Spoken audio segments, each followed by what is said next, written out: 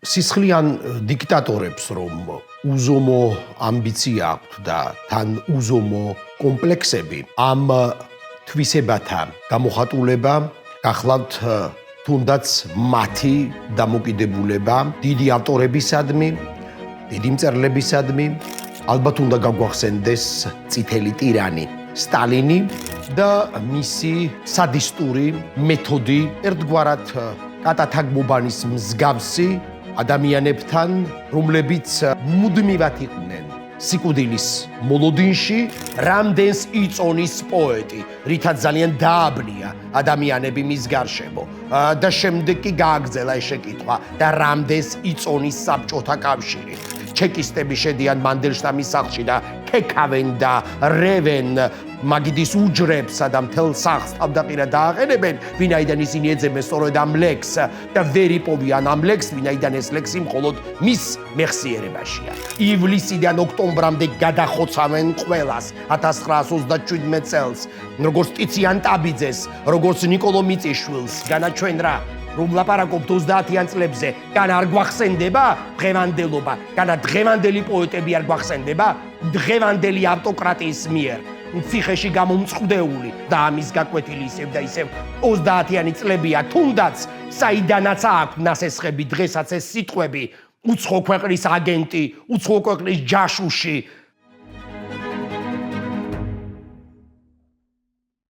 სისხლიან დიქტატორებს რომ უზომო ამბიცია აქვთ და თან უზომო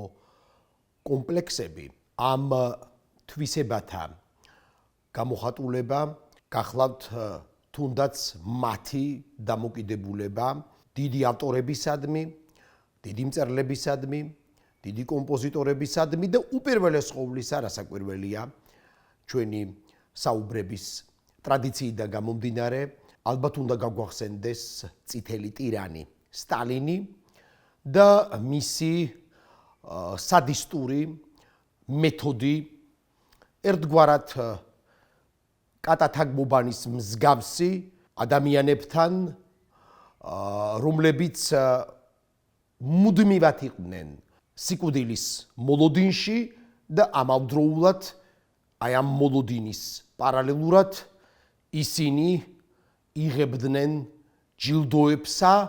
თუ მათდამი ტირანისგან ინტერესის გამოხატულების ჟესტებს. ასეთი არის ისტორია მაგალითად დიდი კომპოზიტორი შოსტაკოვიჩისა და სტალინის. ასეთია სტალინის დამოკიდებულება მწერლების მიმართ, დიდი მწერლების მიმართ. ასეთია ისტორია სტალინისა და მაგალითად მიხეილ ჯავახიშვილის, რომელიც სცდება მანიპულაციის ვრცელ და ძალიან სახიფათო თამაშების ქრონოლოგიას, თუ კი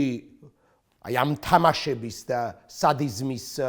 მასშტაბებს შევადარებ, თუნდაც სტალინის დამოკიდებულებას იგივე ბულგაკოვთან, იგივე ზოშჩენკოსთან, იგივე ანნა ახმატოვასთან, იგივე კონსტანტინე გამსახურდიასთან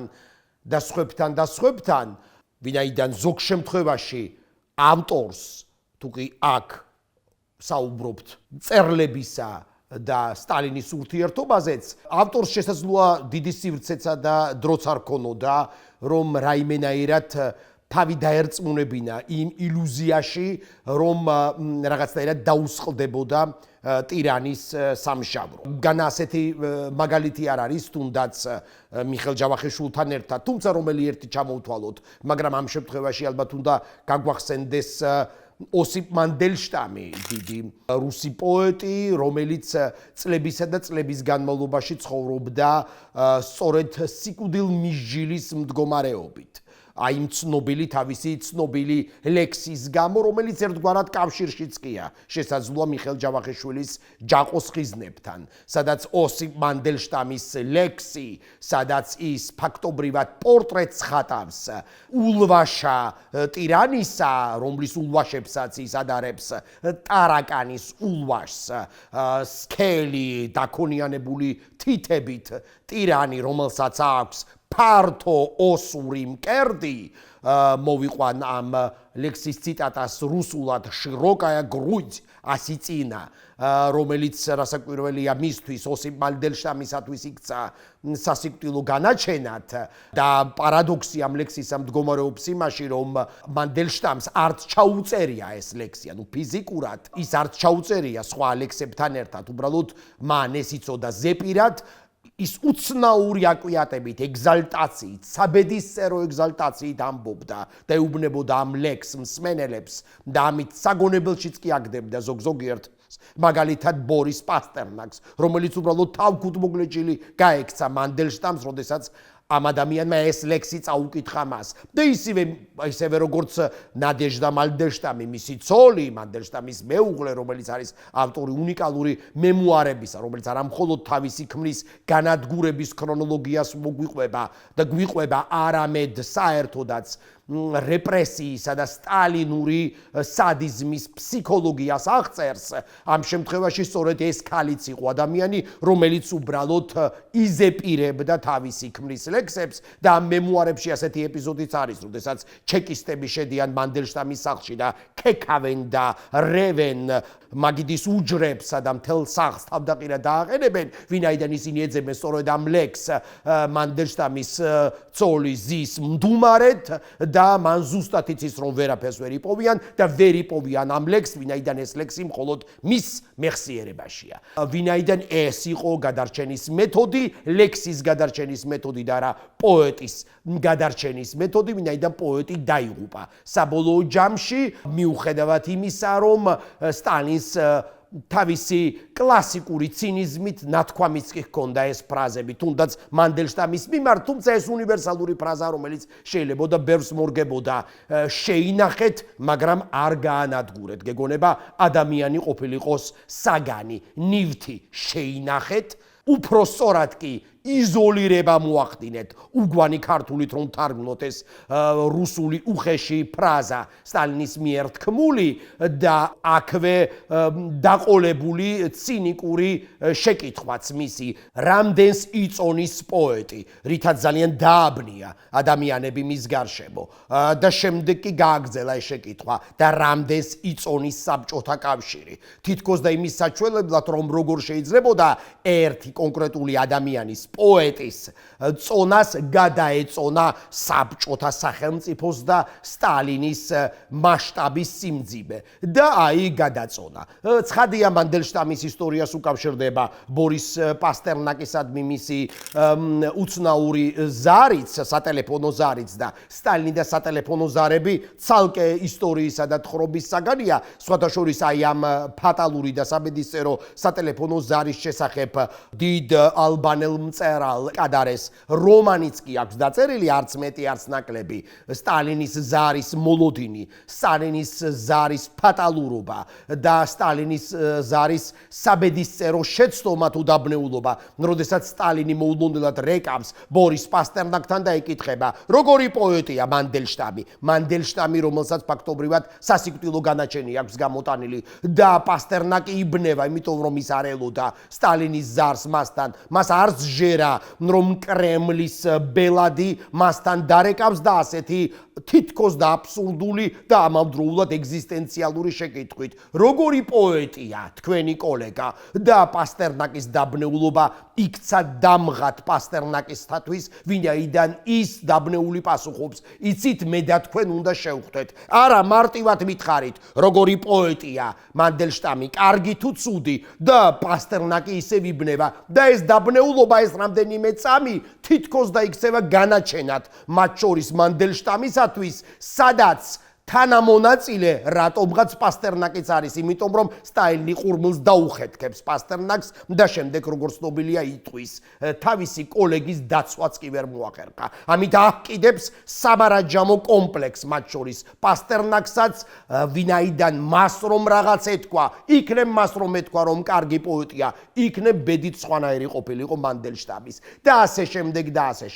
და ეს სატელეფონო ზარები ბულგაკოვთან როდესაც ის ამბობს რომ მე თქვენ აუცილებლად შეგხვდებით მას მერე რაც გაიგებს რომ ბულგაკოვი უბრალოდ მოცულია თვითმკვლელობის მანით ვინაიდან ის შიმშილობის პირასაა მისი პიესები გაუქმებული და აკრძალულია ის ვერ აქვეყნებს ვერცერთ თავის ტექსტს მიუხედავად იმისა რომ სადღაც 10 თუ 11 ჯერ ქონდა თავად სტალინის ნანახი ბულგაკოვის პიესა ტურბინების დღეები მას შემდეგ რაც ბულგაკოვი აღმოჩნდა სტალინის სამიზნეში კრიტიკულ სამიზნეში როდესაც ბულგაკოვმა გადაწყვიტა სტალინის ბავშვობაზე პიესის დაწერა რომელსაც უწოდა კიდეც ბათუმი და სწორედ ბათუმისკენ მიმავალი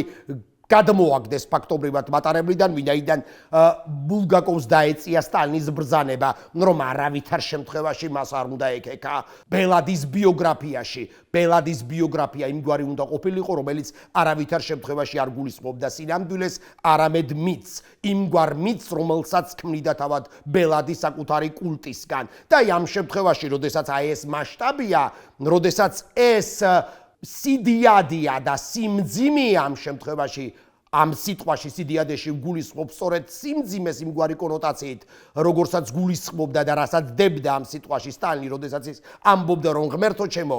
რა წონისანი არიან ან რომელიმე მანდელშტამი ან რომელიმე ტიციან ტაბიძე ან რომელიმე მიხეილ ჯავახიშვილი ან რომელიმე ბულგაკოვი იმ წონასთან და იმ სიმძიმესთან და იმ მნიშვნელობასთან შედარებით, რომელსაც წარმოადგენს საბჭოთა კავშირი. და ასეც არის მართლაც ნადგურდები ამ პოეტები და მწერლები და ამ შემთხვევაში მე უნდა გავიხსენო კლავაც მიხეილ ჯავახიშვილი იმ ლექსთან მიმართებით, რომელიც მე ვახსენე მანდელშტამის, რომელსაც ასე ჰქვია კრემლის მთიელი, სადაც ისევ და ისევ ეს ციტატა ფართო ოსური მკერდისა, რომელიც ისევ და ისევ მანდელშტამის კოლეგებმა ჩათვალეს ერთგვარ რასისტულ რეპლიკად და ჩემს მიერ ხსენებული თუნდაც პასტერნაკე საყვედურით ეუბნებოდა მანდელშტამს რა საჭირო იყო მინიშნება ნაციონალობაზე თქვენ ხომ თავად ებრაელი ხართ თქვენ ხომ თავად იცით რა პრობლემაა როდესაც ადამიანს მიუნიშნებენ და მიუთოთითებენ ნაციონალობაზე და არავითარ შემთხვევაში ეს მისთვის მეტაფორა მანდელშტამისათვის შესაძლოა ან საერთოდაც მანდელშტამი რომელიც იცნობს ქართულ კულტურას რომელიც არის ავტორი ბრწყინვალე ესესი ქართული მოზაიკური კულტურის შესახებ და რომელსაც აქვს მჭიდრო კავშირი ცისფერყანწელებთან, ქართველ კოლეგებთან, მათ შორის მიხეილ ჯავახიშვილთანაც თავისთავად ცხადია, ისევე როგორც იგივე პასტერნაკსაც, რომელიც უბრალოდ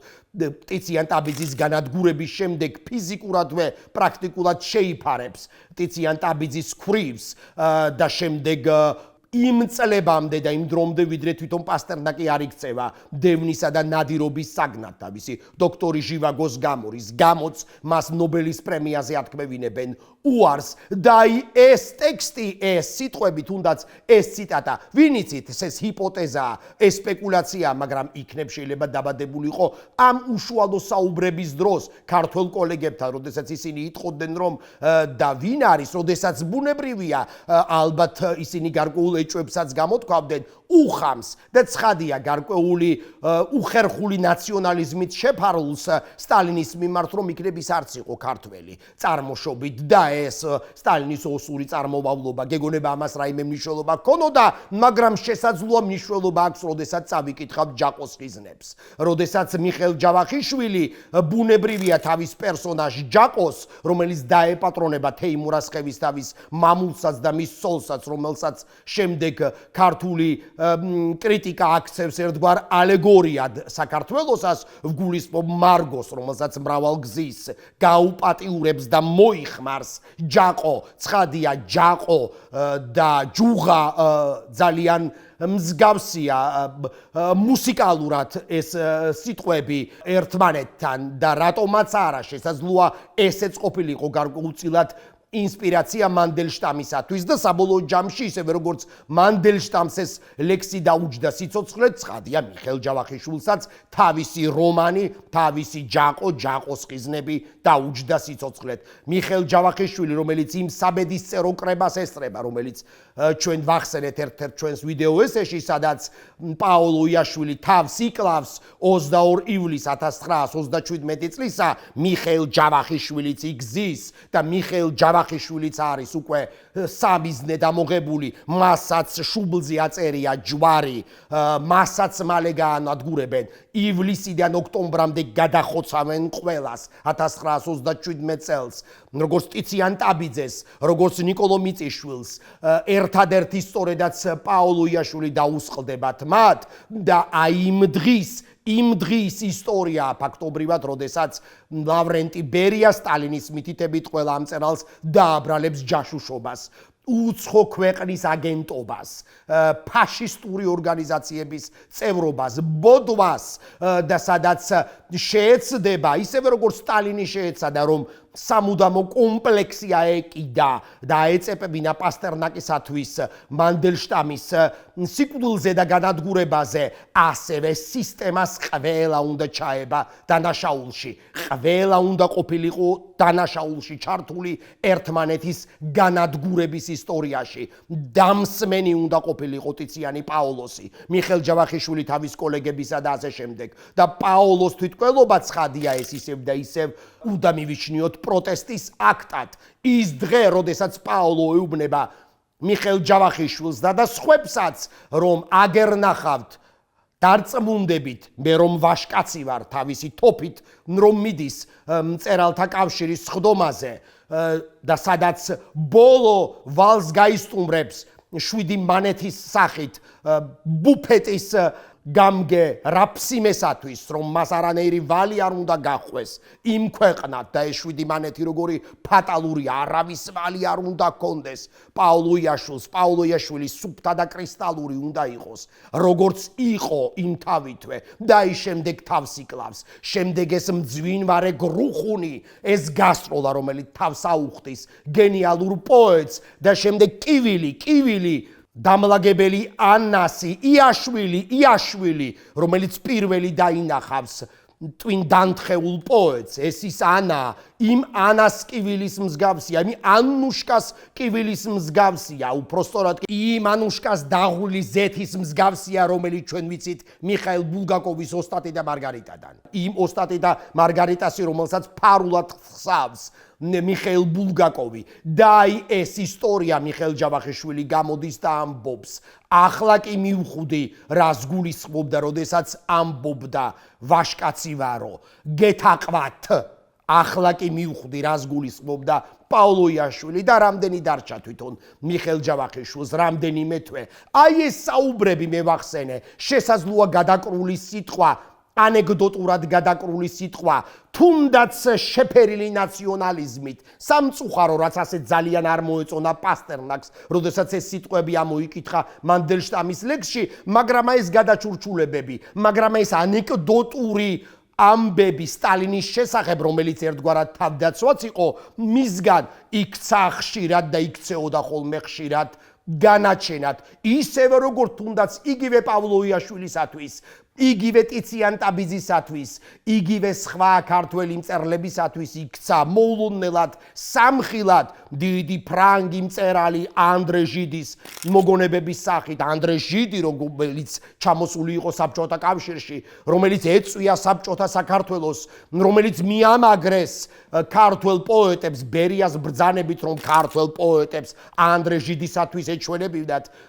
ახალი საქართველოს სიდიადე, მშენებლობები, ახალი ქარხანა ფაბრიკები და ასე შემდეგ და ასე შემდეგ და სინამდვილეში კი ანდრე ჟიდმა ნახა უბედური დაშინებული ადამიანები და როგორც ხშირად ხდება ხოლმე დასავლეთის და დასავლელის პერსპექტივიდან, როდესაც ის ვერ აცნობიერებს რამწველი შეიძლება იყოს მისი თითოეული სიტყვა, ვინაიდან ანდრე ჟიდი საფრანგეთში დაბრუნდა და პაოლო იაშვილი და ტიციან ტაბიძე კი საბჭოთა სტალინურ საქართველოში დარჩნენ და როდესაც ანდრე ჟიდმა საფრანგეთში გამოაქვეყნა თავისი შთაბეჭდილებები საბჭოთა კავშირის შესახებ, იქ დაწერა, რომ საუბრებში დიდად კმაყოფილები არ არიან ჩემი კოლეგებიც იმით, რაც ხდება საბჭოთა კავშირში. ახ, კმაყოფილები არ არიან. აი, როგორ არ არიან კმაყოფილები და შემდეგ ეს წიგნი ანდრე ჟიდი სრულიად უვნებელი ალბათ ანდრე ჟიდის პერსპექტივით, ისევ როგორც სხვებისა და სხვებისაგან, როდესაც დასავლელი ევროპელი ვერაცნობიერებს რა არის, როდესაც შენ ჩადიხარ დილეგში და უბრალოდ ტყვეებს გამოაწყობენ იმგვარად, რომ მათ გარეგნულად მაინც ჰქონდეთ იმგვარი შესახედაობა, რომ ცივილიზებულად გამოიყურებოდნენ და სინამდვილეში კი არიან მძევლები. სინამდვილეში კი საფეთქელთა ლულა ჰქონდა თითოეულ მათგანს ფაქტობრივად მიბჯენილი და ასე ცდილობდა თამაშს, ბედნიერების თამაშს. რა ჩვენ არ ვიცით განა ისტორიები, სადაც ბერნარდ შოუთი დაწყებული და თუნდაც ლეო ფოიხტვანგერით დამთავრებული სპეციალურად მათთვის ციხიდან და ლაგერებიდან გამოუყვანიათ ადამიანები ერთი კვირით, რომ მათ უბრალოდ ენახათ ეს ადამიანები. ენახათ და შემდეგ ეს ადამიანები კი უკან შეებრუნებინათ ციხეში დავიწყებისათვის განწირულები და შემდეგ ისინი კი აღტაცებულები წასულიყვნენ და ეთქვათ, რომ არა, ვინც უკდარი გვეგონა ცოცხალი ყოფილა და ხიზილალების მდინარეები იყო საბჭოთა კავშირში. ეს ბერნარდ შოუს ციტატაა, რომელიც გადააძღეს კრემლში ხიზილალებით და მან კი ჩათვალა ჭკვიანმა ბერნარდ შოუ, რომ მთელი საბჭოთა კავშირი 30-იან წლებში ასეთი გამაძღარია. გეგონება ჰოლოდომორი არ ყოფილიყო, სადაც მილიონობით ადამიანი არ დახოცილიყო შიმშილისაგან. აი ცხადია, ასეთი სისულელე არ არის ანდრე ჟიდის მაგალითი, მაგრამ საბოლოო ჯამში ეს უვნებელი დათქმაც უნებლიე თუ გაცნობიერებული ობიექტურობის სურვილით თქმული სიტყვები, რომ ყველა კმაყოფილი არ არის იმით, რაც საბჭოთა კავშირში ხდება, დიახაც განაჩენად იქცა პაოლო იაშვილისათვის და სხვებისათვის. მათ აიძულეს და ისინი აიძულეს, რომ ღია წერილებით მიემართათ შემდეგ ანდრე ჟიდისათვის და ეთქვათ, რომ ღმერთო ჩემო, ეს როგორ გაბედეთ, რომ სამარცხვინოა თქვენი შეფასება და ასე შემდეგ. ანდრე ჟიდზე ცალკე რომ არ ვილაპარაკოთ, ანდრე ჟიდის შეცდომათა კასკადს მიუხედავად იმისა, რომ დიდი მწერალია, იმაზე ისიც კი მეტყველებს, თუ როგორ ვერ გამოიცნო ამ კაცმა თავის დროზე მარსელ პრუსტის გენიალობა, როდესაც პრუსტმა მისი რომანის დაკარგული დროის ძიებაში პირველი ტომი გაუგზავნა და შემდეგ წლები და წლები ამის გამოიხდიდა ანდრე ჟიდი ბოდის და ნაკლებად აცნობიერებდა თუნდაც თავის პასუხისმგებლობას ქართველი პოეტების განადგურებაში. არც მეტი, არც ნაკლები. და აი აქვე ჩვენ შეგვიძლია გავიხსენოთ შოსტაკოვიჩის ამბავიც. შოსტაკოვიჩის ამბავიც, რომელიც დაკავშირებულია ერთგვარად კომპლექსთან, ტირანის კომპლექსთან, რითაც დავიწყეთ ჩვენ საუბარი. კომპლექსთან, სწორედ იმ კომპლექსთან, რომელიც გამოშვივის ჯაყოს ხიზნების ავტორის მამხილებლური კალმიდან. ფრთხილად იყავით, აი ამ კალმის წვერზე მიზიხართ. ეს ხომ მიხეილ ჯავახიშვილის სიტყვებია. ჩვენ ერთმანეთს ჩემს სიგნში შევხვდებით, ისევე როგორც მანდელშტამის ლექსიდან, სადაც აი ეს დაქონიანებული სქელი თითები და ეს ტარაკნის ულვაშები და ეს ფართო მკერდი და ეს უხეში სიტყვები, სწორედაც მხილება ამ ტეტიასი, რომელიც თავზე წამოაჯდა აი ამ ხალხს და აი კომპლექსი სტალინისა კიდევ უფრო გაათმაგდა, როდესაც ის გაეშურება დიმიტრი შოსტაკოვიჩის გენიალური რუსი კომპოზიტორის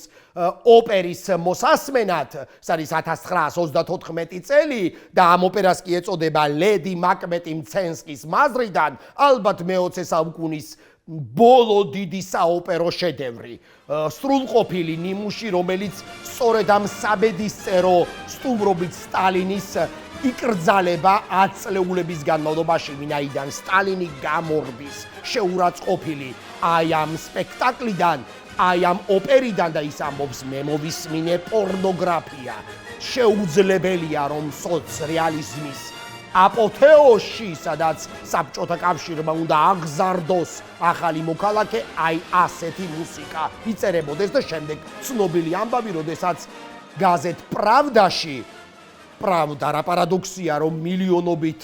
ტირაჟით გამოსულ გაზეთს ქვია პრავდა სიმართლე და ეს სიმართლე კი გულისხმობს მხოლოდ სიცრუის ტოტალურ გავრცელებას, ამიტომაც ერთი დიდი ფილოსოფოსი ამბობს, რომ ცნებათა აღრევის ერთ-ერთი მთავარი ნიმუში, თუ როდესაც სიტყვა აღარ გამოხატავს თავის შინაარს, თუნდაც გაზეთი პრავდაა, როდესაც გაზეთს სიმართლე ჰქვია და გამყალბებელია სწორედაც სინამდვილის, სადაც სიტყვა სიმართლე გულისხმობს სინამდვილეში სიცრუეს. და აი გაზეთ პრავდაში იწერება სტატია, ქვეყნდება სტატია, რომელსაც ხელმომწერი არ ყავს. და რა კი ხელმომწერი არ ყავს, ყველას უჩნდება ეჭვი, რომ ამ სტატიის ავტორი იოსებ სტალინია. თავისი უხეში სტილით, თავისი ჩაქუჩური მეტაფორებით და თავისი შეურაცხმყოფელი აგდებული ეპიტეტებითა და ტერმინებით. რა განა სტალინის ტერმინი არ არის ლიტერატურის ნაბიჯვარი, რომელსაც ის აატყეპებს მიხაილ ზოშჩენკოს, გენიალურ სატირიკოს, ან თუნდაც როგორც ფორმალისტსა და ჩამორჩენილ პოეტს, როგორც სტალინის შეამკობს გენიალურ ვაჟა-ფშაველას და შემდეგ თავის დამქარს ადგილობრივს ცენტრალური კომიტეტის ადგილობრივ პირველ მდივან კადიკ ჩარკვიანს მოხსენებას წააკითხებს, სადაც ის დაგმობს ვაჟა-ფშაველას როგორც ჩამორჩენილ პოეტს, ანუ ვაჟას აი რამდენი ხრის მერეც კი სიკვდილიდან სტალინი არაპატიებს ინდივიდუალიზმსა და გენიალურობას და კიდევ კაცმა არ იცის რას. და შემდგომ ჩვენ ვხედავთ ამ სტატიას ბუნდოვანება მუსიკის მაგიერ, რომელიც შოსტაკოვიჩია და სადაც ავტორი ავლენს თავის აბსოლუტურ უმეცრებას და უვიცობას მუსიკალური ნაწარმოების მიმართ და უცნაურია ჯერ 1934 წელია, ჯერ ტერორის ის ფაზა არ დაწყებულა, რასაკვირველია ის მცირედი ნიშანწყალი თავისუფლებასაც კი ვერ ვუწოდებ, სადაც ტყვე ჯერჯერობით არ გრძნობს თავს განწირულად საბოლოოდ მე გულისხმობ 1924, 5, 7 წლებს თუნდაც, ხომ? თუნდაც აი ამ წლებში არის წერება ჯაყოსხიზნები მიხეილ ჯავახიშვილისა და აი ამ დროს უეცრად ხდება გარკვეული უცნაური ამბავი ჩნდება, როდესაც ავტორები, როდესაც კომპოზიტორები, მწერლები იწყებენ აი ამ უსახელო ანონიმური ავტორის დაკნინებას, რომ მან ვერ გაიგო შოსტაკოვიჩის მუსიკისა ვერაფერი, რომ ის უმეცარია, რომ მას არ აქვს არანაირი შეგრძნება და რომ მოისმინა გენიალური ნაწარმოები და უბრალოდ ვერ გაიგო ვერაფერი. ამის შესახებ, ისტორიული ამბის შესახებ და აქ ჩანს დიდი კომპლექსი, დიდი დაკომპლექსებულობა ტირანის, შეურაცხყოფა მიაყენეს აი ამ კრემლელ მთიელს, ხომ, როგორც მანდელშტამმა დაასვა სამუდამო იარლიყი, დაღი, აი თუ ვინ იწონის, აი ვინ გადაწონის თურმე, საბჭოთა კავშირს გადაწონის თუ არა ერთი კაფანდარა კაცი ტანდაბალი მანდელშტამის სახით, აი გადაწონის თურმე, აი ამ პოეტს უფრო მეტი წონა ჰქონია, როგორც ამ შემთხვევაშიც განა ჩვენ რა რომ ლაპარაკობთ 30-იან წლებზე, განა არ გვახსენდება დღევანდელობა, განა დღევანდელი პოეტები არ გვახსენდება დღევანდელი ავტოკრატიის მიერ ციხეში გამომწყდეული, სადაც ისევ და ისევ სტალინის ცინიზმის კვალ და კვალ ისმის სიტყვა და რამდენს იწონის თქვენი პოეტი, თქვენი რომელიმე ზვიადრატიანი, განა სისტემა არ გადაჯეგავს ამ კაცის სხეულს, არა, ვერ გადაჯეგავს და ამის გაკვეთილი ისევ და ისევ 30-იანი წლებია, თუნდაც საიდანაც აქვს ნასესხები დღესაც ეს სიტყვები, უცხო ქვეყნის აგენტი, უცხო ქვეყნის ჯაშუში, მოღალატეები და ასე შემდეგ და ასე შემდეგ და იქ, როდესაც მას უჩნდება პრობლემა, რომ სინამდვილეში აცნობიერებს, დიახ, ამ სტატიის ავტორი აცნობიერებს, რომ მას რაღაცა არ ესმის და ეს სარკე თვალწინ მიუტანეს, ჯაყოს სარკეში ჩაახედეს, ხომ გვახსოვს ის გენიალური ეპიზოდი დავარცხნილ დაბანილი ჯაყო უეცრად რომ გამოეცხადება თეიმურაზხევის თავსა და მარგოს, ხომ გვახსოვს ეს არქეტიპი, ეს მითოლოგიური ფიგურა, რომელიც პოლიტიკური მარაზმის შედეგად წარმოიქმნა იმ ნიადაგზე, რომელიც მისი არ იყო და მან კი მიითვისა. და ამ შემთხვევაში სტალინის შესაძლოა კომპლექსების კომპენსაციის მცდელობა ის თუ როგორ პასუხობს ის მათ შორის ქართული კულტურის დემონსტრირებით საკავშირო მასშტაბით და აქ ჩდება შემდეგ